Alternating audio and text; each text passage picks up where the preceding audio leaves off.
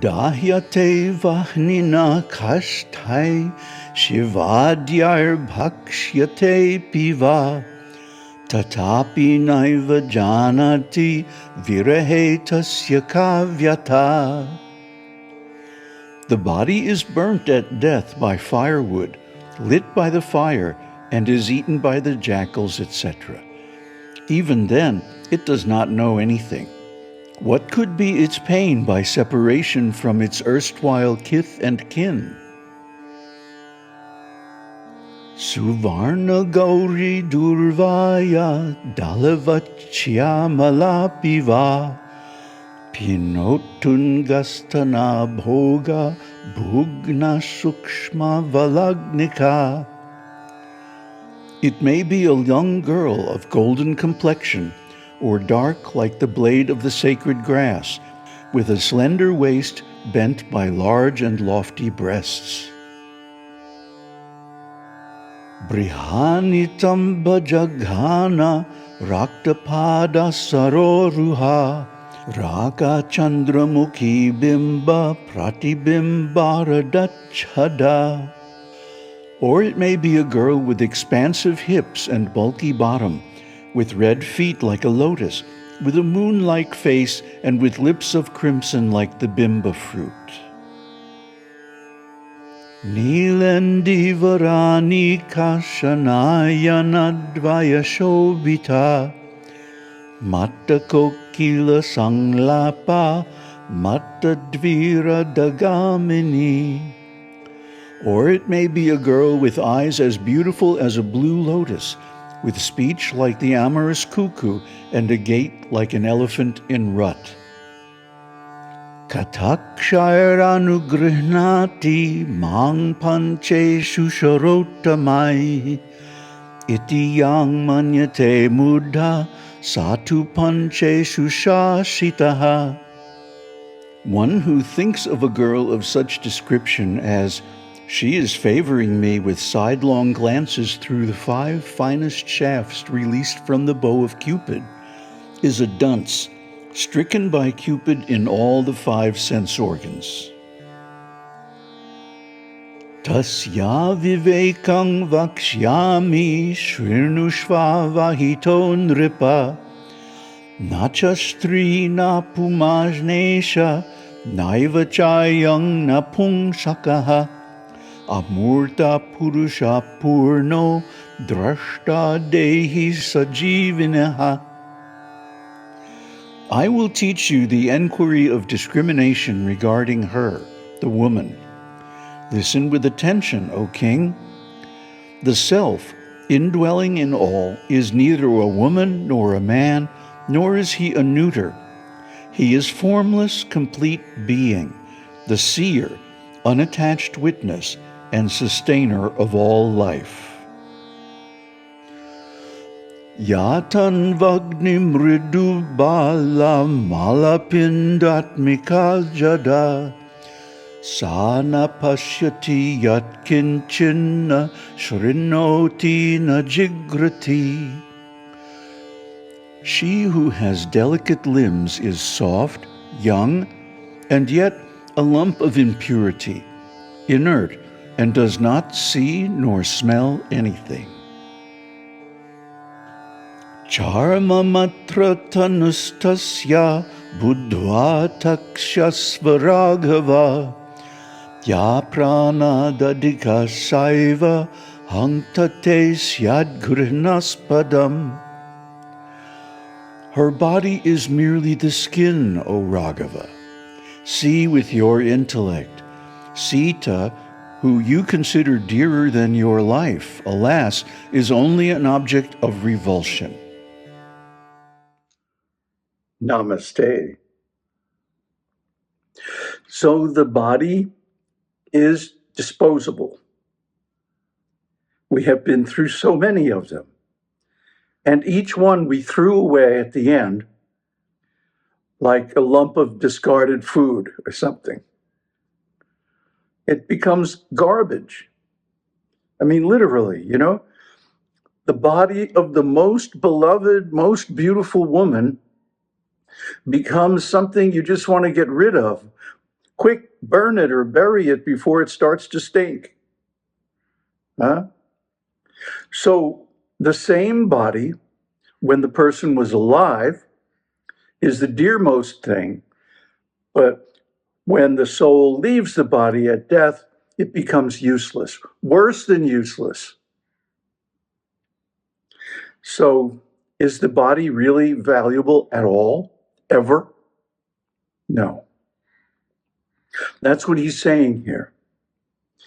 And coincidentally, quote unquote, there's no really coincidence. Everything is synchronicity. I was talking this morning with one of my astrology clients, and he and I both have almost exactly the same lagna, or rising sign. And the thing about this rising sign is in Pushya Nakshatra. And Pushya is symbolic of Viraja. Remember, we're going to study the Viraja vow in this scripture.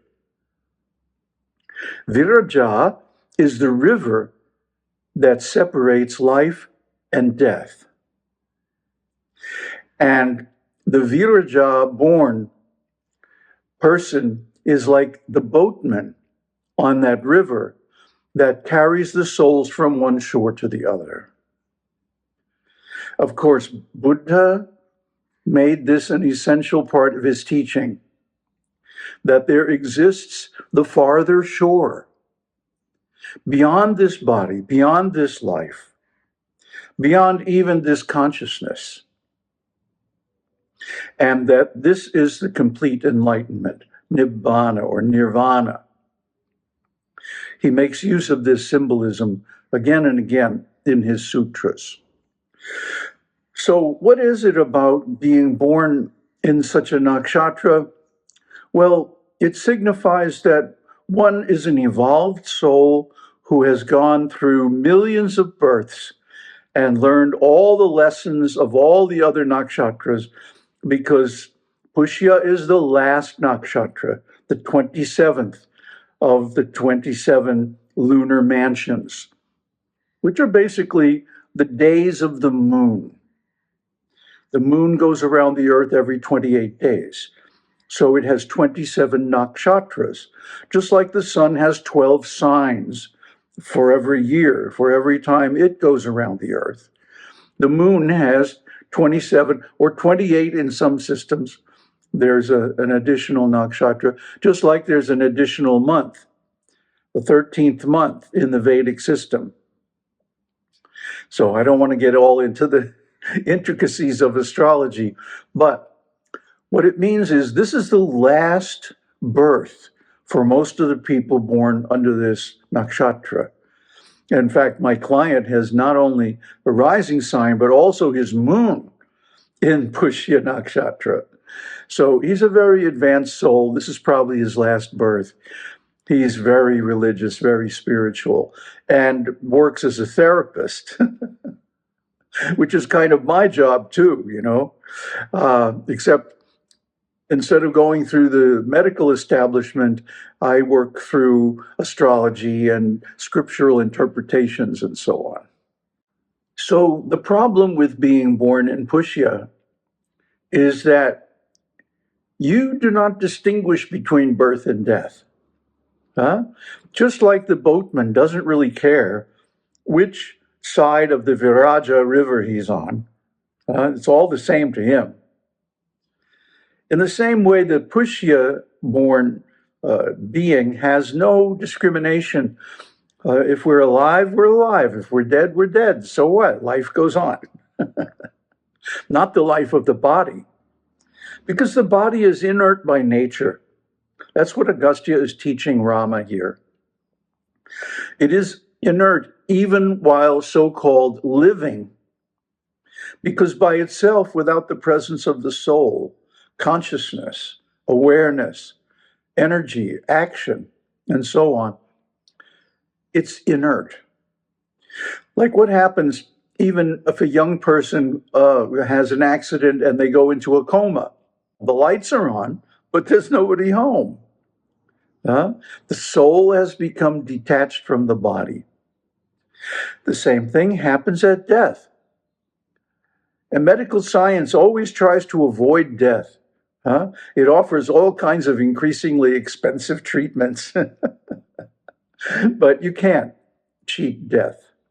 Death is going to happen to all of us, or at least all these bodies. But it doesn't happen to the self. The self is independent. It doesn't die when the body dies, but it goes off to find another body, or in the case of a liberated soul, to merge into the existence of Brahman. Actually, this can happen even during the life. And we know of several Jivan Muktas like Ramana Maharshi and Tatwale Baba and like that, to whom this liberation happened while still alive in the body. So it can happen anytime. It's not conditional upon the nature of the body, but it's freedom of the living being, the living entity, the spiritual being. But this causes all kinds of problems for the soul who is advanced, that they are one among thousands who understands the difference between the body and the soul. So the people around them can't comprehend them, can't understand them at all. So my client and I were sharing childhood stories about how our families never understood us, etc., could not understand us because they were dualists. They were conditioned by Western religion to think that the body is the self, and that when the body dies, the soul also dies, and all this other nonsense. That brought up an interesting story from my adolescence. When I was in high school, I ran with what's called the alpha class. That is the group of most intelligent students. And they were offered, all kinds of extra courses and stuff that the other people couldn't take because they wouldn't be able to keep up. They weren't intelligent enough. So we found ourselves kind of grouped by just the administration of these courses into a small club of like 8 or 9 people. Only one girl, all the rest were guys. Anyway, we used to meet regularly outside of school and, go bowling and stuff like that, just because we didn't want to hang out with stupid people, jocks and people like that. So one of these guys, his name was John Kyle, was a brilliant technologist.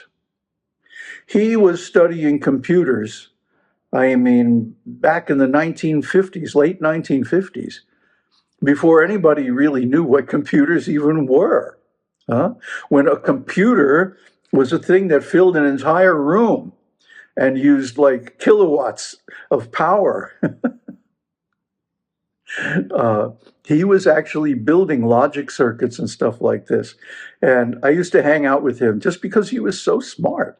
He was a cool guy, a complete nerd, absolutely no social graces whatsoever.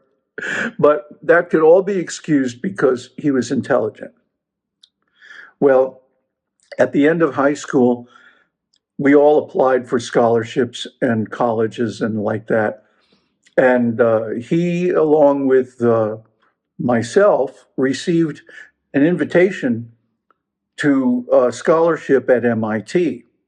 He would be studying computer science and I would be studying nuclear physics. However, I felt, according to my conscience, I had to refuse this because of the Vietnam War and the fact that any nuclear physics studies would only be good for a job in the atomic weapons industry, and I didn't want to go there. So I rejected the scholarship. John accepted it. And one evening, he set off with a bunch of other people from the local area to go to Boston to MIT and accept the scholarship. They were going to drive all night. Well, the driver fell asleep and they crashed into a bridge abutment.